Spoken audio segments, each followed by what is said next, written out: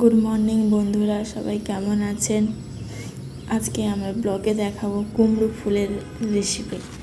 তো সকাল সকাল বাগানে গিয়ে দেখি অনেক কুমড়ো ফুল ফুটেছে। তো খুব আনন্দ হলাম এবং একটা একটা করে কাটতে শুরু করলাম। বাগানের এই টাটকা টাটকা সবজি, টাটকা টাটকা ফুল দেখেই মন ভরে যায়। আপনারাও বাড়িতে ট্রাই করতে পারেন। তো দেখুন কত ফুল হয়েছে। তো আমি নিয়ে এসে আস্তে আস্তে করে ফুলগুলো ছাড়িয়ে সুন্দর করে কেটে নিলাম। আপনারাও বাড়িতে এরকম গাছ লাগান, তো দেখবেন একটু কেয়ার নিলে গাছ বড় হয়ে উঠবে।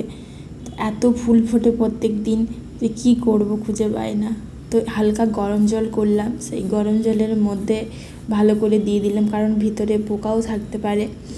তো কোনো রিস্ক নেওয়ার দরকার নেই। তো একটু গরম জলে ধুয়ে নিলাম, জাস্ট হালকা উষ্ণ গরম জলে।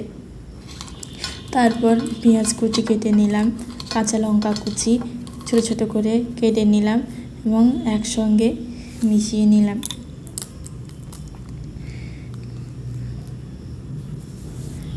এখন আমি এটা বানাচ্ছি কোথায় বলুন তো? জম্মু কাশ্মীরে। তো জম্মু কাশ্মীরে যদি এত সুন্দর ফলন হতে পারে, তো গ্রামে তো অনেক ভালোই হবে।